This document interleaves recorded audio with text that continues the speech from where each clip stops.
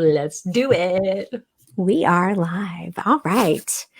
Good afternoon, all you wonderful intentional optimists. I am so glad you are here. And I have with me today what I consider one of my mentors, or who I consider one of my mentors, Heather Sager. Welcome. Hi, I'm so happy to be here on a hump day afternoon with you and your beautiful crew. I got to tell you, I'm so glad it's a hump day. It's just one of those weeks. I just kind of saw it like stretching out into the distance. And now it's like, hey, it's halfway here. And now I'm like, oh, hang on, wait a minute, come back. So we're here today because, Heather, if you have not listened to this week's podcast, you need to go listen to that when we're done chatting here. Don't leave here. Stick around and listen because she's got some great stuff to share. But Heather was my guest on this week's podcast, and she is an amazing leader, an amazing role model. And what we talked about was the fact that she is super intentional. So when it comes to the tenets of intentional optimism, Heather embodies all of them, but she really embodies being intentional. And so today, what I asked her to do is to come in and do a little bit of teaching on her actual content that she actually teaches people. Because you may think, Andrea, I'm not an influencer, I'm not a speaker, I'm not, whatever, but what if you are a realtor? What if because Heather gave that as an example recently on your podcast, is how a realtor really used your principles. What if you need to just show up better on Zoom meetings for your job? What if you want a new job? All of these things are really, really important. And the way we present ourselves and the way we speak really matters. So Heather, I'm going to turn over to you for a few minutes. I'll raise my hand if I have a question and I want to pop it in. And because I know that we like to do conversational. So I'm going to turn it over to Heather because she's got some 4 big tips that are going to really help each and every one of us. Yeah. Thank you so much, Andrea. It's always an honor to be able to share what you do with other audiences and hopefully inspire people to just level up a little bit in their life. I would imagine if you're in this group, you're the kind of person who's always looking for tips and strategies on how to improve, whether that's your mindset, whether it's tangible skills or strategies. Like we're from the cloth of personal development, professional development. We're always looking for things. So today, when Andrea presented me the opportunity to come share with you all a little bit more about what I do, I was thinking, I'm like, oh, okay. So what I do, I'm a speaking coach for typically online entrepreneurs. So online course creators, coaches, service providers. And I help people get more confident speaking on podcasts or virtual stages like Facebook Lives, or guest stages like doing conferences or events, and using speaking as a way to talk about their business to have more people want to learn about their business and eventually work with them. And a lot of times when I work with professionals or speak on podcasts that talk about different things that have a broader reach than entrepreneurs, I have to ask the question around, okay, well, do I want to talk just exactly with what I do, which is I teach entrepreneurs how to speak, or can we do something that's going to be a little bit more impactful? And that's what we're going to do today, because right now we're all in this really interesting situation where we have been forced out of requirement to become virtual. And things are a little bit different now at the time we're doing this right now in April of 2021. I know I have to look and see. When is it? April 2021. But a year ago, when I talked to people, well, let's go back. Let's go 15 months ago. So beginning of 2020, when I would talk to people about speaking virtually, their face would show this level of stress and disdain that I can't quite replicate, because the idea of being on camera was just, and the idea of being on camera and then seeing your own face reflected back, like using apps. I know, beautiful app that you use, Marco Polo. Marco Polo, yeah. Oh, people were like, oh, and there are funny memes around when you're watching something and then see your face suddenly from the camera, just how terrible. We're not used to seeing our face reflected back. It's similar to how so many of us hate listening to the sound of our own voice. If we hear a voice message from ourselves, we're like, ugh. We're not used to experiencing us from the other side, which is why we don't like video, which is why we don't like audio. But this last year has forced it. We have to show up to meetings on Zoom. We have to communicate with people on the phone, or there's a lot of video happening.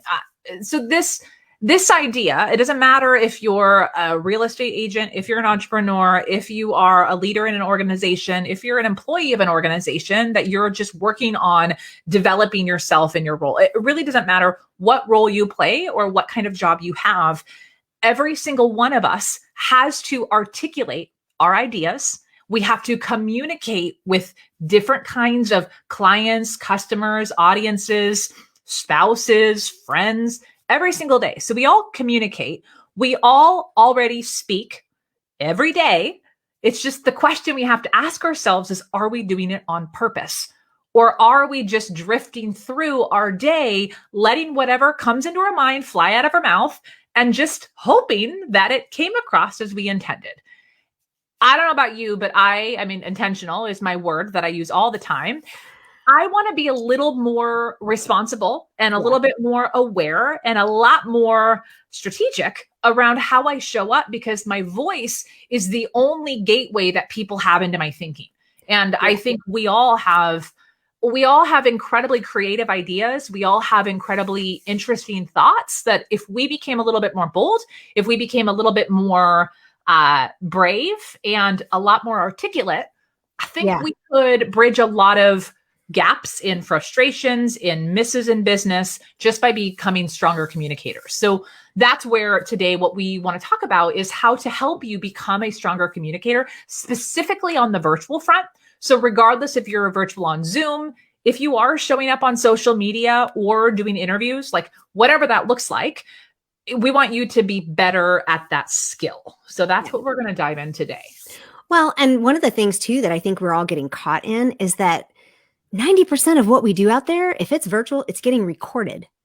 Oh, yeah. Right? I mean, no pressure. Don't freak out at all, but yeah. Well, no, but for real, I mean, for people like me who go live, I don't do much live on Instagram, but I do live on Facebook. And I'm much more comfortable live in this group than I am even on my Facebook page, because these are my people, right? I mean, it's like they're purposefully here. Facebook page is like everybody in the world that can see it.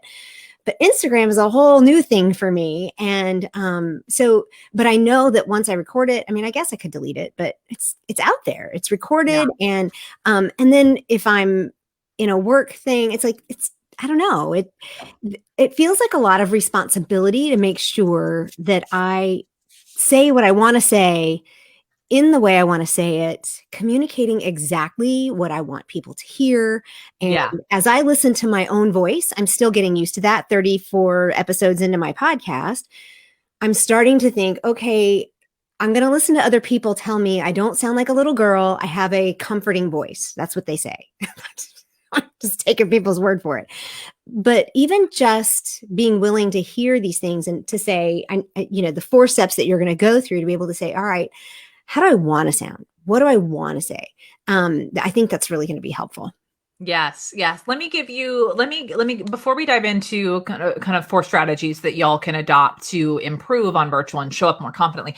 Let's understand, why does virtual communication feel so, why is it so hard? There are reasons for that. It's not just that, camera shy. I mean, it's not just the fact that public speaking is the number one fear in the world. Like, yes, all those things, but there's actually a scientific thing that demonstrates why we're struggling so much specifically with communicating on camera. And let me point that out to you. I just got out my whiteboard. I didn't have slides today, but you went off Brendan Burchard on us. I did. I stole this from my kindergartner who has this as a Zoom resource for Zoom kindergarten.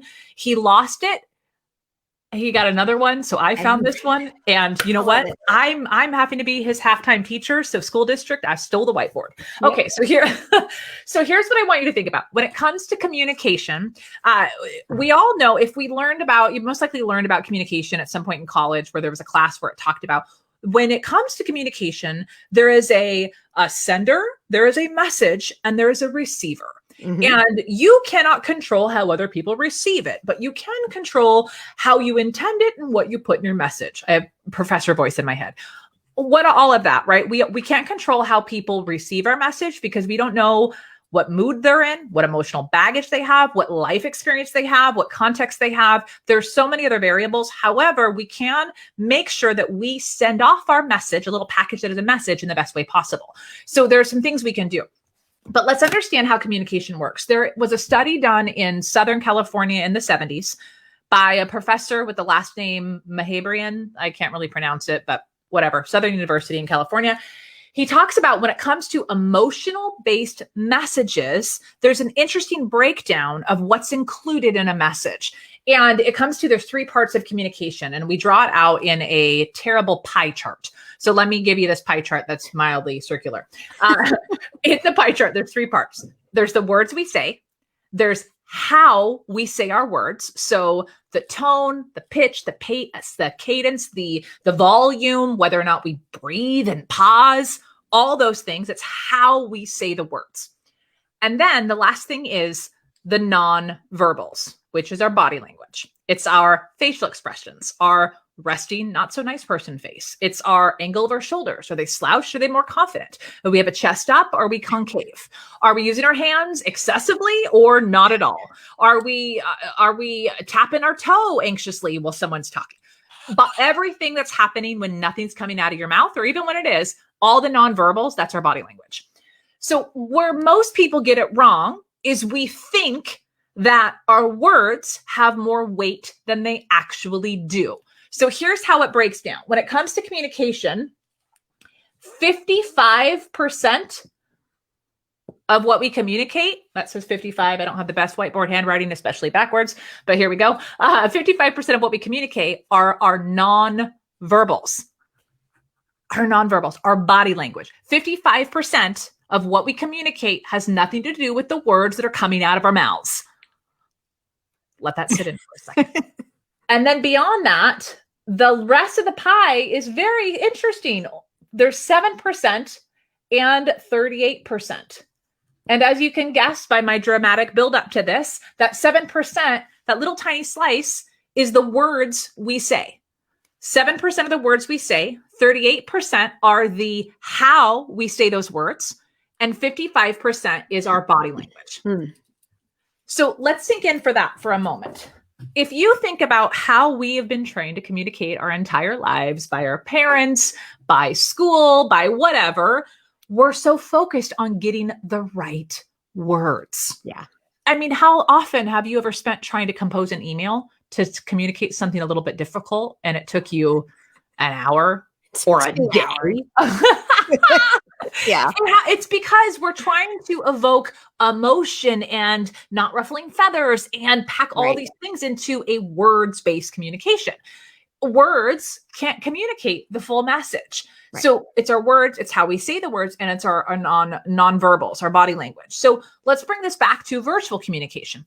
One of the big struggles we have when it comes to virtual communication is because when we're speaking, right, when we're in a normal conversation every day, let's say you and I are sitting across the table right now having coffee, we're having a conversation, let's say we're even doing this, even though I'm the one speaking, even though I'm the one communicating with my hands, with my mouth, with my words, with my tone, you are still communicating back to me.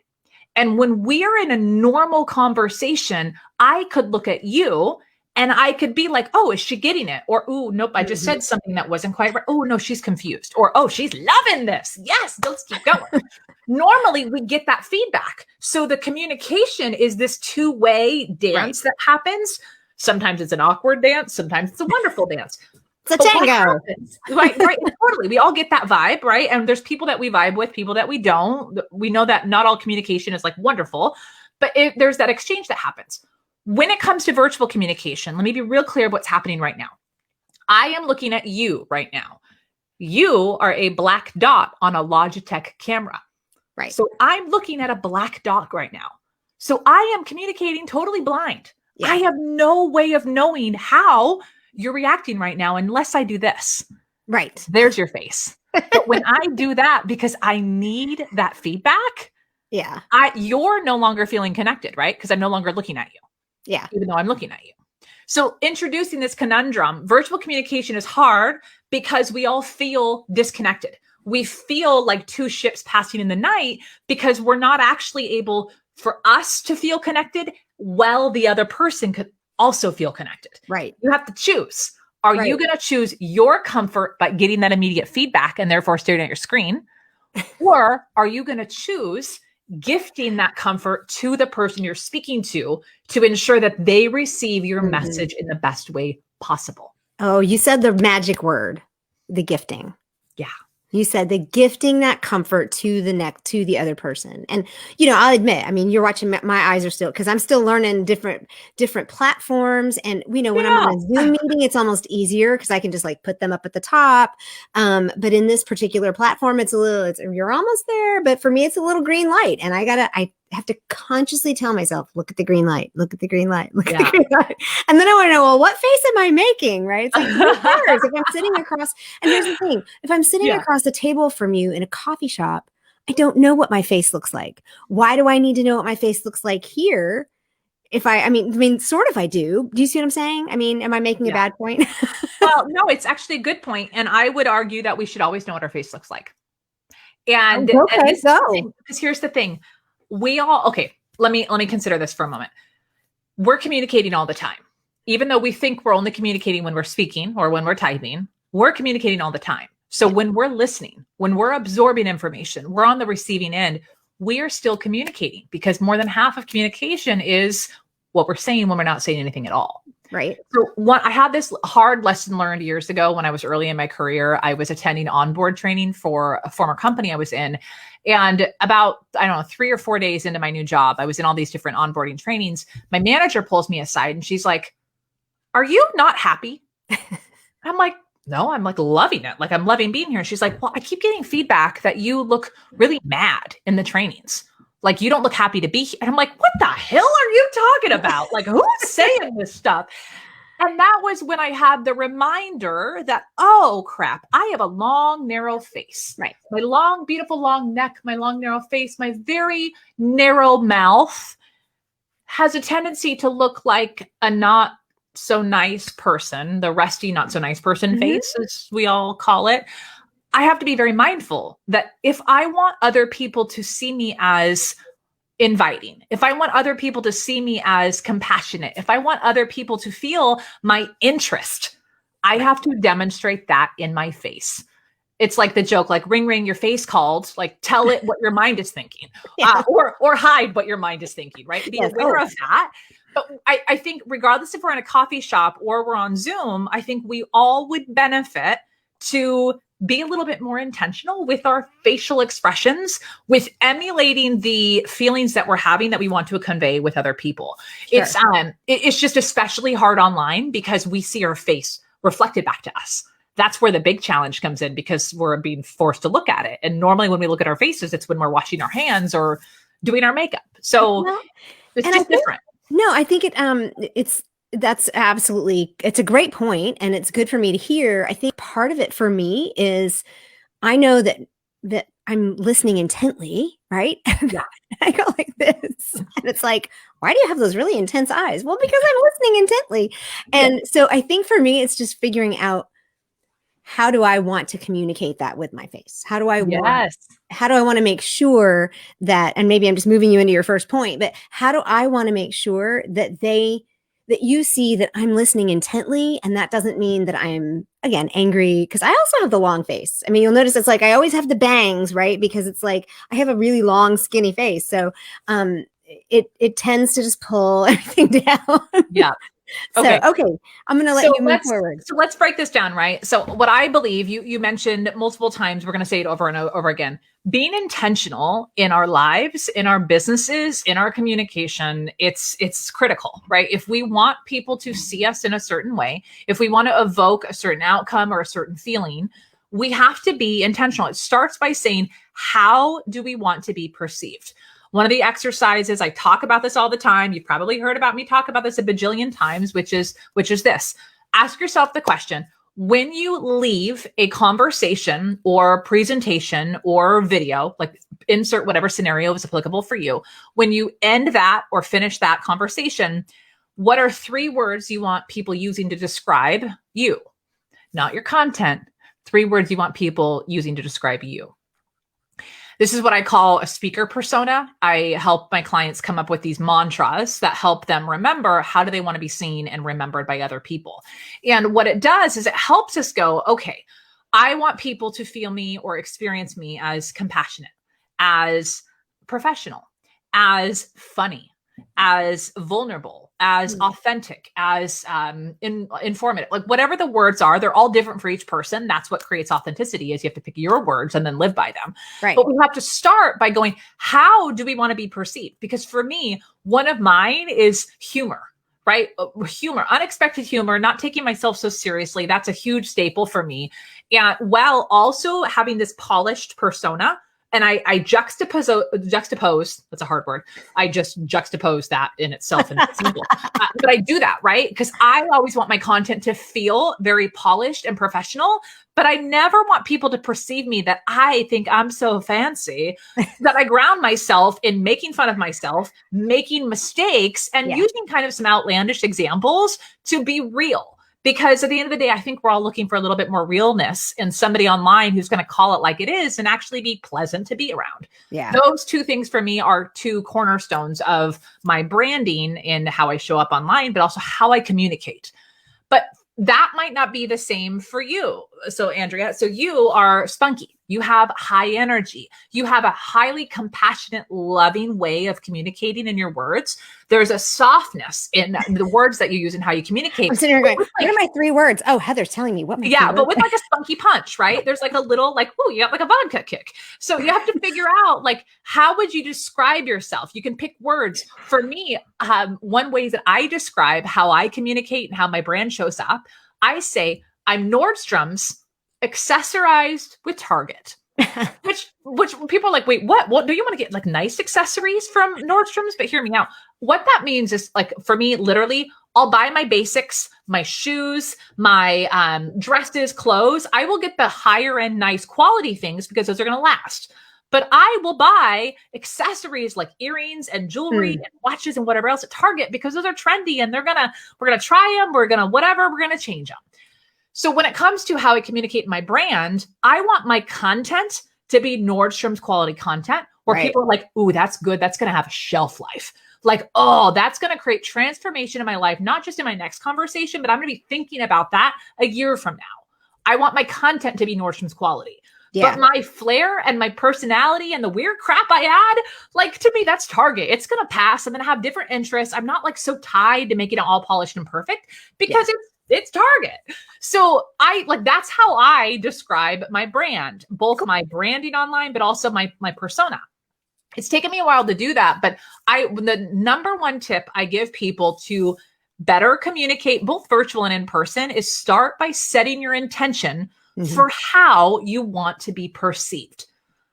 Because if you wait for other people to perceive you and they perceive you in a way that you don't intend, like that's the first step to getting really defensive.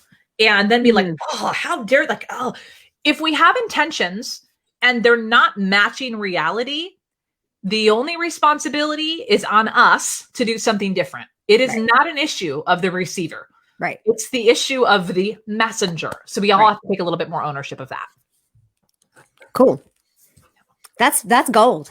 Yeah. Did you write down some words for you? I'm just curious. I like the spunky punch, right? Yeah. I mean, for me, and I think I resonate with your Nordstrom Target thing because I like having the good bones, right? I like a house with good bones, but I like to be able to have fun. I mean, let's just take the housing analogy just a little bit further. My ideal bathroom is one that I can take a fire hose to. Like there's no fabric in it, but it's just really clean and nice looking. Yeah. And what does that tell you? I have a 12-year-old that I share a bathroom with. But, so humor is definitely one for me. Pardon? Is it a 12-year-old boy? Yeah. Okay. Yeah. I have 2 boys. So yeah. We'll get there. I don't know if we'll ever have to share a bathroom with him. But we're in a Cape Cod. So we have 3 bathrooms and it's like, my son and I share the top one. My husband gets the next one and the guests get the bottom one. Yeah. But humor is definitely one for me. And I mean, I actually even had a boss one time when I was in meetings. She told me, she said, you need to stop it with the funny stuff because you're not the funny girl. And I stopped and I thought, but people laugh all the time with me. I don't understand why I'm not the funny girl. So you get to be the funny girl. Do not let anyone else tell you that you're not the funny girl. Well, I think that was her own defensiveness. But I like that you at least I'm probably communicating the way I want, because the compassionate and softness, definitely, I want that there. I want people to understand that they're safe. I want people to understand that this is, my whole brand is basically a safe harbor for women to come in and out of. But spunky, that's a great, I had never even considered that word for me. So, that's a great one for me. And your spunk, you can figure that out, right? That could include your humor, could be part of your spunk. You got to figure that out. I think let's make this actionable for people. This is a really good thought exercise, right? Okay. And it's going to be, like you're all probably now thinking like, oh, how could I make this my own? This is an exercise that is a constant evolution. Yeah. I'm constantly going, okay, now what's my intention here? What are the words I want to be intent? I always come back to the similar stuff, but I go as far where I think we talked about this in episode. I'll actually write down words that I want to be perceived as. And if I'm showing up on Zooms or different conversations, and this is what I would recommend, write your words down on a Post-it note. And look at that Post-it note before you hit go on Zoom, or before you pick up that phone call, or before you enter in that going to be difficult conversation. Look at those words. Keep those up to remind you to come back to your intention. Because again, it's not the responsibility of the receiver to get that. It's your responsibility to drill that through, yes, your words, but also your tone and your body language. Right. You have to be mindful of that. And this takes practice, right? But I mean, it's going to be constant progression. Yeah, that's great. This is really good. Okay. So tip number 2, this is going to be an easy one because we've touched on it and we're all already doing it.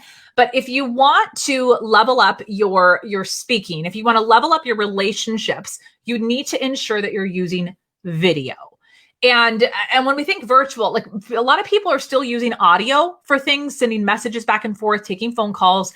I do believe there is a time and place for audio. So like side tangent here, I do a lot of my intake sales calls for when people want to hire me to speak for their conferences. I do most of those via phone call because I'm asking questions and I am pacing around my house walking. I walk, interest, learn, talk, negotiate. So for me, I do really well on that on audio for some reason. I don't even know why. It's just what I've done for years. But for most things, like when I do sales calls for coaching clients, when I'm doing essentially any kind of content, turn on the camera and do video. And the reason why this is important, regardless of what your work is, I mean, it could be you doing a video conference call with your boss instead of a phone call. It could be sending a video to a client instead of leaving a voicemail. There's a lot of ways you can do this, but the big reason for this is because this big pie we've talked about, right? When we add the video, we add more context to the conversation. Absence of the video, we're fully relying on our words and our tone. And heck, if we're sending just an email or a message, we're solely relying on our words, which text message. Great writers, but I hate putting all my weight. Let me just give you an example of me. I'm a good writer. I've learned how to become a good writer, but for me, it's really, really, really hard. And it's because when I speak, I don't care if I get the words right. I mean, granted, I'm very careful to not use the wrong words because they can be destructive and hurtful and very much not be good, right? But there's no like right words. It's just make sure you're not using the wrong words. Make sure you have words that work. But half the time, like I go back and listen to my transcripts. I'm like, that wasn't even a functional sentence. I'm not worried about sounding smart. I'm not worried about whatever, like trying to use the best, most brightest words. In fact, I'm always saying use smaller words. You don't need to say, my husband and I were joking this morning about the word dichotomy. He used the word dichotomy to describe something. And I was like, literally, this is my conversation in my head. That's a good word, but would I ever use it in a training? And then I pause and I go, only if I wanted to sound smart because I was speaking to executives or business professionals. Sure. And then I called myself out going, but even still, I would translate it and say 2 contrasting theories, like 2 contrasting ideas. That's how I would speak because I speak how I want to be spoken to. Right.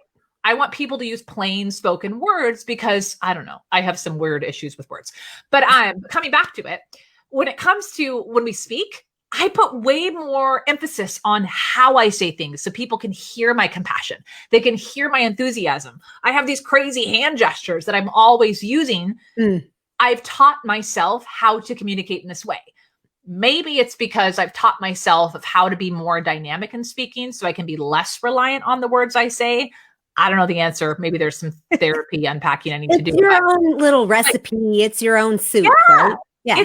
It's what helped me stand out differently and what I feel like helped me soar in my former life in corporate. My communication skills wasn't just the words piece. It was the overall body, the whole pie of how I communicated. That's what kept getting me awards and accolades to keep moving on and make an impact. Right.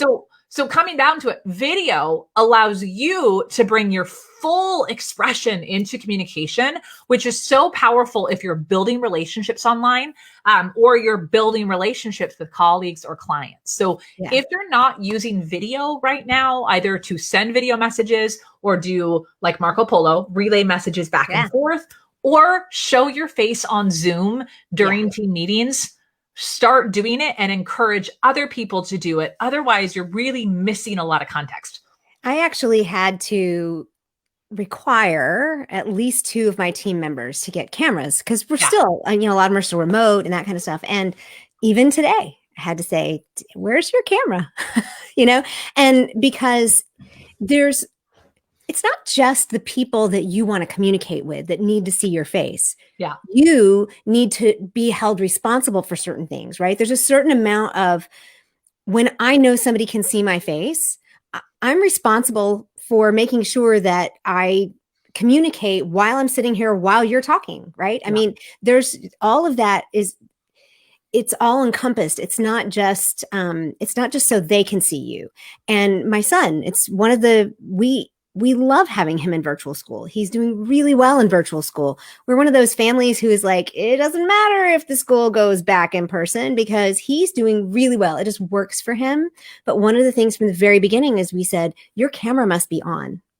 And it turns out he really connects with the teachers this way. It just works really well. And he's really high ADHD. And so he doesn't have all the other distractions, right? He doesn't have all the other kids talking or all the other kids doing something because he was not usually the instigator. He was the one that would pick up on whatever was in the room. So for him, it's working really well, but it's because his camera is on. Yes. Right. It's the personalized experience. We all tend to think that other people are very similar to us. And yes, there are some shared things between us all. We all have individual things. We have individual communication preferences. And the thing that I really love about video is it makes it personal, right? So even though right now, let's pretend I'm talking to 300 people, but I'm talking to one person. It's because it's one, I'm using language like you. I'm looking into your eyeballs right now. It makes it feel very personalized. So there is a huge advantage of virtual that I think a lot of people frown upon because they miss the energy of a room or the energy of things while they're missing the feedback. Yeah. That's what they're missing. And so just to point out one thing, because I made such a stink about look at the camera, notice, and you can even rewind or just notice moving forward, when Andrea is speaking, I actually do look down at her because I want to experience what she's communicating to me. So I don't stare at the camera lens the whole time. I mean, I'm not a creeper. Like this would be real intense if I was doing that the whole time. So just like normal eye contact to build trust. And when we think about eye contact with what we communicate, standard rule of thumb is you want to maintain eye contact about 70% of the time in a typical conversation. Right. It's not 100 on camera. It's never 100. Even in person, it's not 100. That's why you're a total creeper peeper. Like somebody does that to me in person. I'm like, step it back. Yeah. So what does that mean on camera? It means hold eye contact, right? But as you think and as you speak, you'll notice my eyes move around. I'll glance at something. When Andrea's speaking, I'll glance down at her and then look back up. You just need to you think about what natural is for you once you get over the awkwardness of something new. Figure out your own natural piece, but you want to make sure that you have that personalization. Eye contact is a big way to do that. Yeah. Cool. All right, let's talk about level up tip number 3 for virtual speaking like a pro. This one is one of my favorites, and I'll say this one is going to be nuanced depending on your communication personality. So the tip is prep with bullet points, not scripts. So in this specific situation, this goes for if you are delivering a presentation, whether it's in a meeting or an actual presentation, you have something to present. I think what a lot of people do, especially when it comes to video, they think they need to prepare and write a script. And heck, we have our computers here. So people will actually write out in a Google Doc or something else exactly what they want to say on a Facebook Live or on a whatever, right? Or on the Zoom call. Yeah. And you'll see people doing like reading, right? Thinking that, oh, the camera's near my eyes. People won't tell. Nobody's going to notice. One, we've already talked about the eyes, like, hello, we notice. It's just like when someone's staring not at a woman's eyes and they're clearly looking at her her headlights, right? Like, it's, I know, weird example, but we all know that moment. So we're all women here. We get it. We're up here. So if you're speaking to someone, eyes up, we're up here.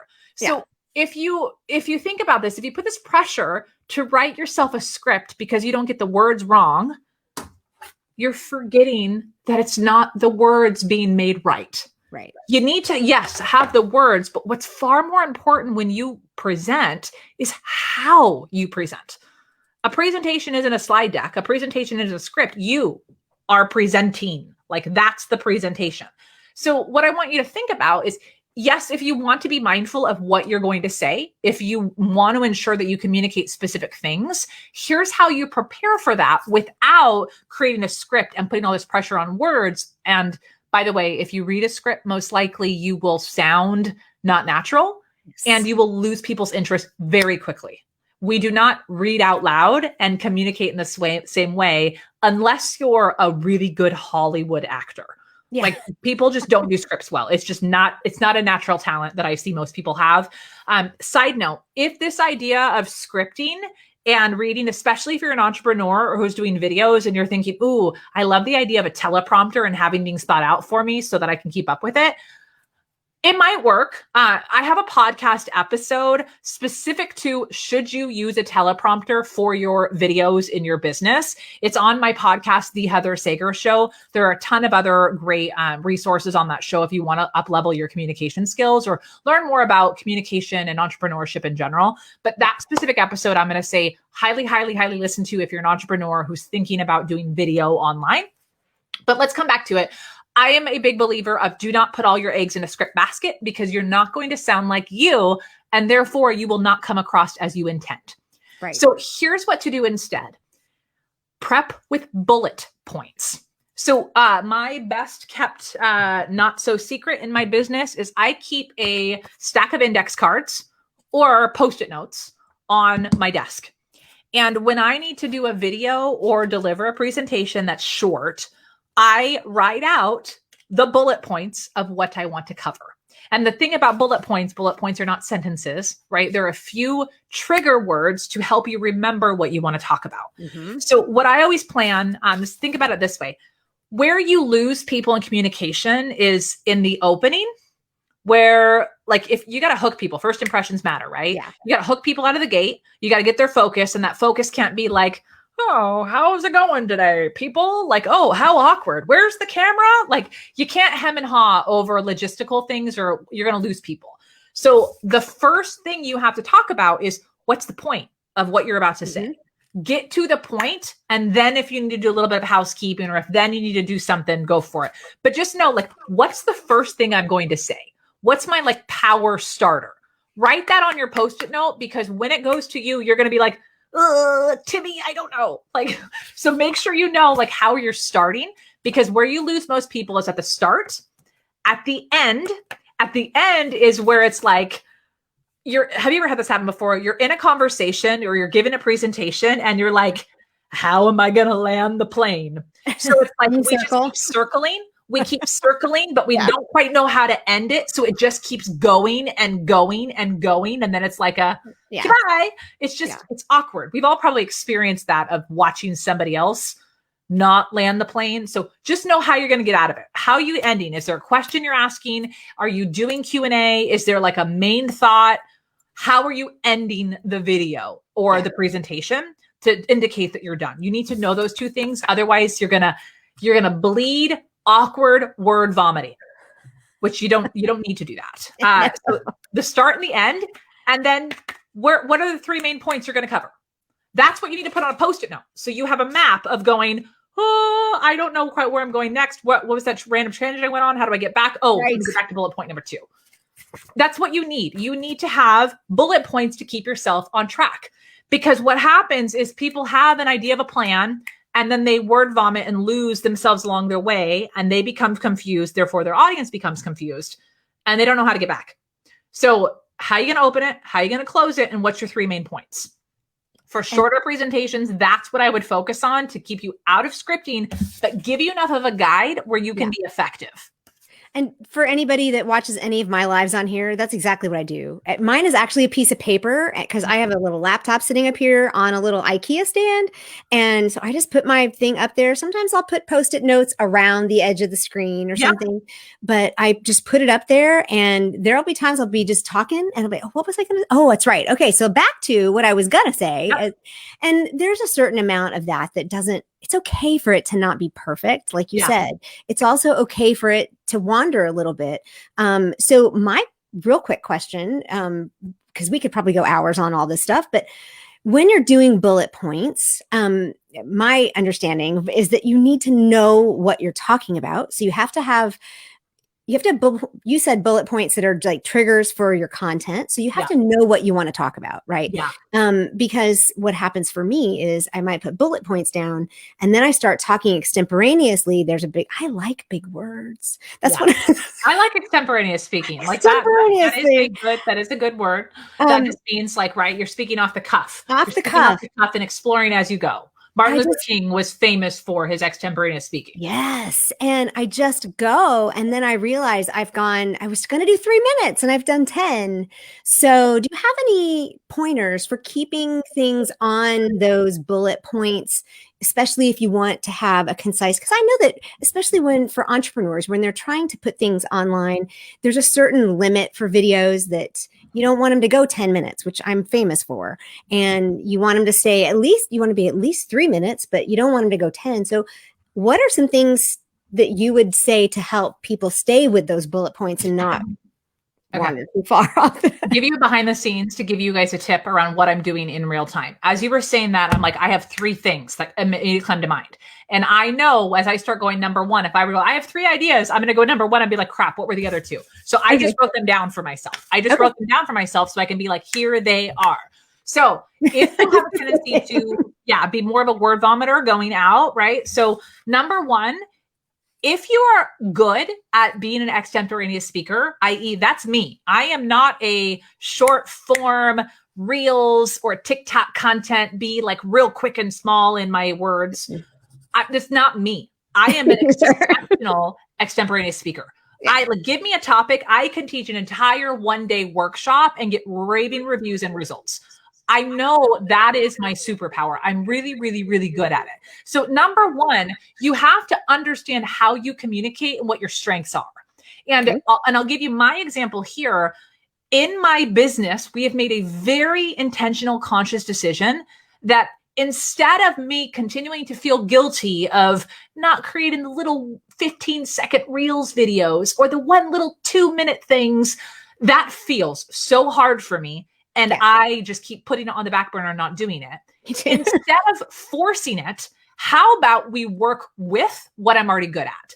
So what we decided is, because I'm really good at live, longer form content, and we have all of this footage of me being interviewed, my own podcast, my own lives, it would be much better for my audio team, my video team, to go find the gems and the sound bites of me having those golden moments and create little snackable sized contents. We call it the Garyvee Effect. Gary doesn't look at the camera and go like, hey guys, here's 3 things for today. He has a video crew follow him around and take his brilliance and package it and distribute it everywhere. So just for those who don't know Gary Vaynerchuk is like the OG of online digital. Like personal branding. He was super successful in the wine business, has a lot of opinions around a lot of things. And he has built this really epic brand around like, just crank out more content, which I don't subscribe to, but there's a lot of things you can learn from that. But I think, so going back to it, do not feel you have to change the inherent way you communicate to fit a marketing trend. That's like, give yourself that gift. If that does not work for you, don't force it, because it's like cramming your toes in shoes that are a size too small. Like, it's never going to be great. Cinderella. Yeah. I mean, it's not a Cinderella situation. Just buy the big shoes. Like, I have big feet. I accepted that long time ago. So that's number one.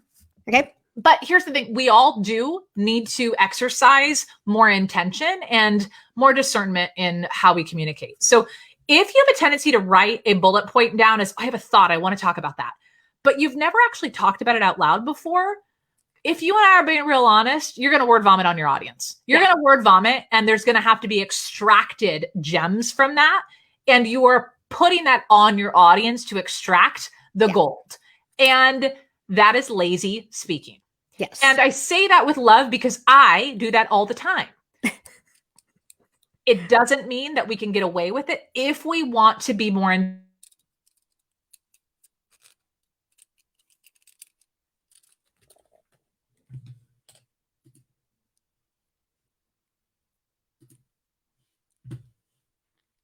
Well, I'm not sure who is frozen here. If it is me, I can't tell. If it's Heather, then it looks like she will be right back here, and it will pop her back in. But here's the thing. I wanted to, while we're waiting on her live stream to come back online, I love her point that she's making here, because I do this. And you know what I do is I'm just sharing. That's happened before. So live video, right? So what I said was, I was sharing that in order for me to stop doing this, because I'm famous for it. Like, it's, I love how you say you say, I do this out of love because, or say this out of love because I do it myself. One of the things I do is I take another page out of Brendan Burchard's book, and I practice in front of the bathroom mirror. And I talk to the long mirror in my bedroom, or I'll turn off the radio in the car and I'll just start talking. That's a great one. And that actually makes a difference. But it does. It does. So there's an exercise I do. It's my number one downloaded episode on my podcast. It's episode number 2, how to articulate your thoughts so other people can understand you, where I introduced this activity that was just an internal thing that I do, but everybody started using it. And I'm like, okay, we're going to make this a thing. It's called the word vomit activity. Yep. And it's giving yourself permission to word vomit in order to clarify what your message actually is. It's where you do the work to discover what I call the golden fragments. Yeah. So you can register those golden fragments and intentionally communicate them to your audience. So if you want to learn how do you whittle your ideas down to get them to shorter term video or to get them into more coherent thoughts, do the word vomit exercise. We can link to that. It's at heathersager.com/podcast. You can go to episode number 2 and you can learn how to do that more effectively. But just as a big disclaimer, sometimes you are going to word vomit on your audience, and that's fine. It's fine. But there's a time and place for that. You don't want to make that your norm. Right. Well, but you also want to make sure that what you're giving them is valuable, and that they don't feel like they're sitting around with you just like kind of, hey, let's chat, Yeah. It's just, their time is valuable too. In my brand, that would be too much target.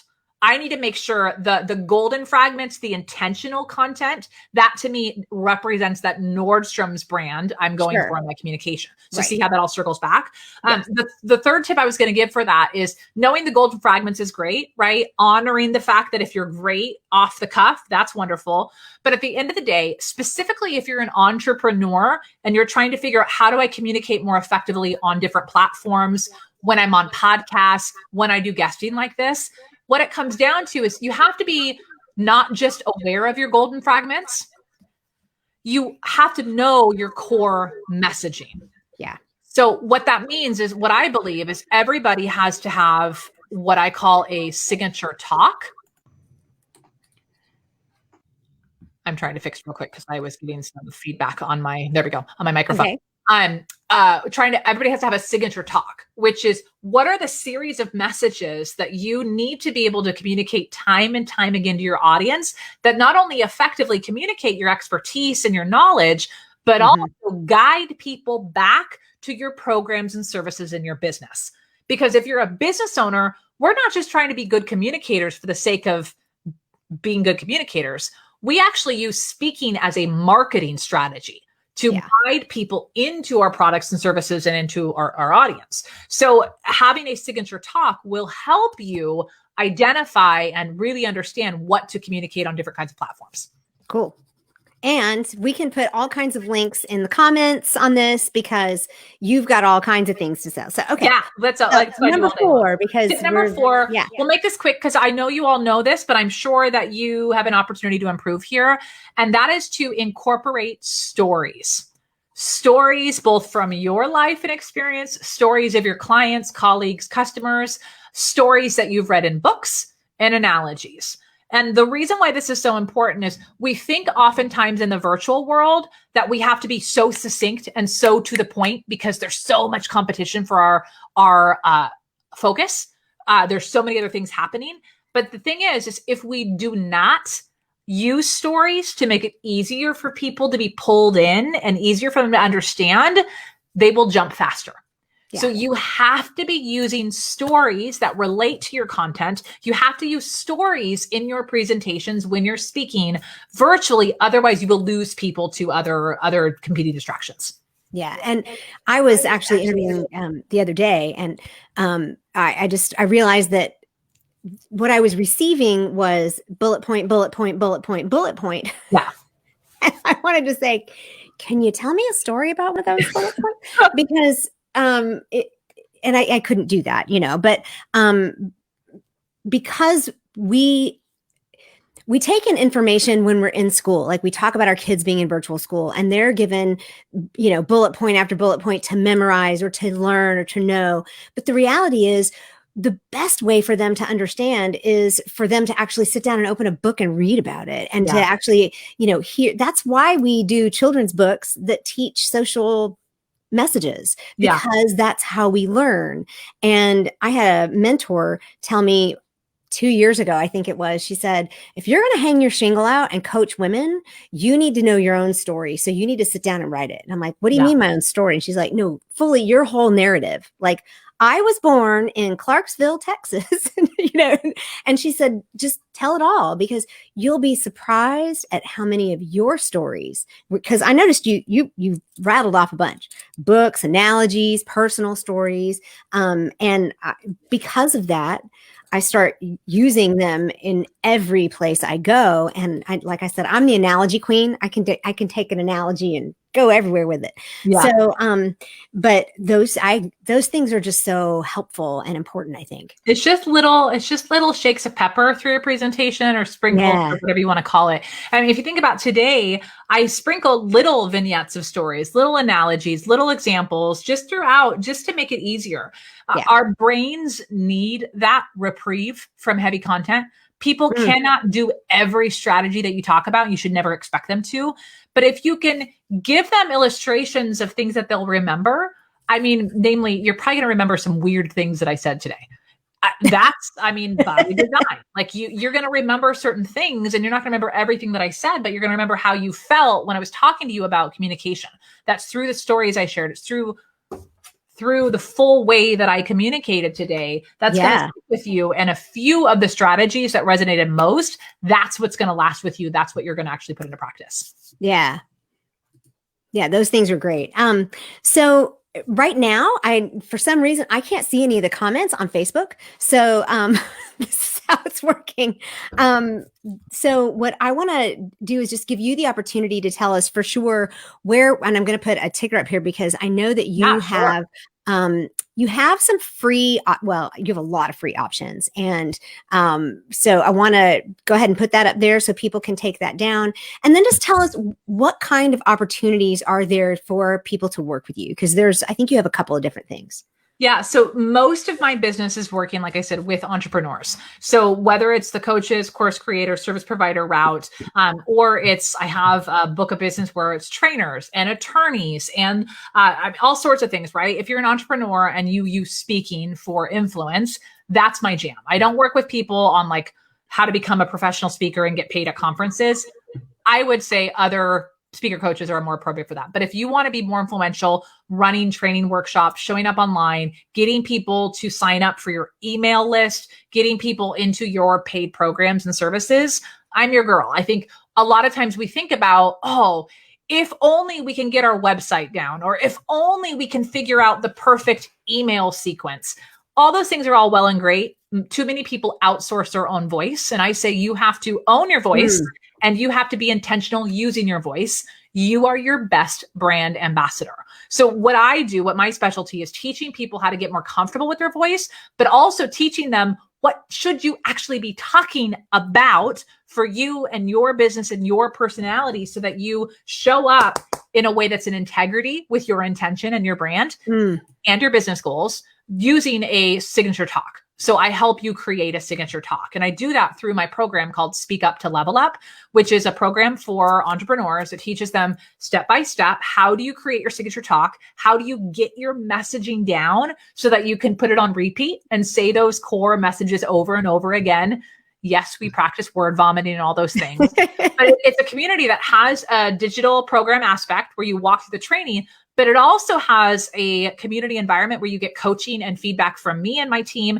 And we also do monthly practice sessions, kind of like Toastmasters, but online. And you can bring a beer if you want. Like you actually can practice your elevator pitch. You can practice your presentation, but you get to be around other people to actually practice, because I think this is one of the skills that you cannot practice behind your laptop. The only way to improve your speaking is to actually speak out loud. So we actually force that every month inside our community. That's really cool. And so we've got this ticker going across heathersager.com/free. Yeah. And that is your free training. Yeah. So if you head there, there's 3 links on that website. I just put them all there for you to make it easy. So if you go there, there'll be a link for you if you want to take my free training. It's how to fill your programs using guest speaking by confidently nailing your message. So you can take that. It's on that link. Also on that link is a access to, I have a free Facebook group like this one, if you want to jam out on speaking. And then I also put a link to my podcast, The Heather Sager Show, where you can dive into the topics we covered today. The word vomiting. We talk about how to create your signature story. We talk about how to come up with a bank of story ideas. If you're the kind of person who says, but I don't have any stories. Yes, you do. And I'll teach you how to do it for free on my podcast. So that's the best place. If you want to hang out and just hear a little bit more of what I do and get some more doses of inspiration to level up your communication skill, definitely check out The Heather Sager Show. And I will tell y'all, I've listened to the Heather Sager Show since, I started it, a year or 2 ago when we first met. And it has been so inspirational and so helpful. And I shared on the podcast this last week that's the reason I became a podcaster, is because I heard Heather say, is this your next stage? And it wasn't something I'd really thought about, but as soon as she asked, I was like, oh, okay. And everything is actionable. In my podcast show notes, we actually included some of these, that story bank. We included that particular episode. Okay. You said episode number 2 was the word vomit. So all of those things are right there. And I find everything that you do to be your Nordstrom Target thing. We can all identify with walking in Target and being able to do that and making things accessible to all of us. And the last podcast episode, I think I shared earlier, is with a realtor, right? So this is not just for speakers. This is not just for online people.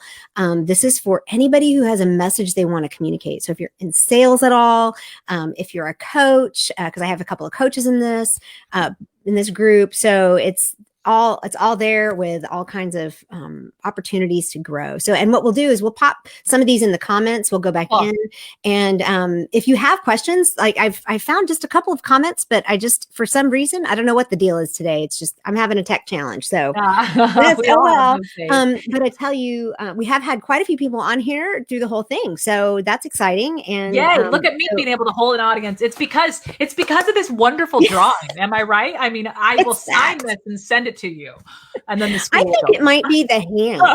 I think it might be that part. I can't control it. Well, and I will say too, I'm in Heather's Facebook group, and she also did a training today on with a gentleman named Tyler McGill on Instagram stuff. So if you want to learn more and be in a community where you can get this stuff kind of on a regular basis, she does teaching in her community as well. So you can easily find that when you follow all the trails, because everything she's really good about. All the trails lead back to where they're supposed to go. Yeah. And can I ask a favor? If anyone's listening and you got something good out of today, we talk about that black hole, right? Of you're talking into a camera lens, but you can't really see people's faces. Right. If you got any value out of today's training, if you could do me the wonderful gift of sending me a message either on Instagram or on Facebook or on Instagram. My handle is right here below. I never know, mirrored wise. At Here. the Heather Sager. This is where I am on Instagram. Just send me a DM and let me know you watched today, and just tell me one thing that you loved about this session, one thing that you got out of it. That would mean the world to me. It also helps me go, okay, this is what's resonating the most with people, and it allows me to show up even better the next time I speak to an audience. Oh, I was trying to put like a new ticker up there, and it put it up for mine. It's perfect. It's there. It's right under me. Excellent. Thank you. This is such a treat and a treasure. So I will, again, every time when we have one of our guest speaker teachers come on, we save this and we pop it over into the guide section. So if you want to look at it again, if you want to re-listen to it, feel free to go over there and play it all over again. But Heather, thank you so much for your time. Thank you so much for your expertise. I feel like you gave us a whole lot more than you said you were going to give us, which is the way you usually work. So again, functioning as a phenomenal role model. So thank you so much. Thanks so much for having me here. This was so much fun, and I'm so glad you guys got so much out of it. Absolutely. Thank you. Bye-bye.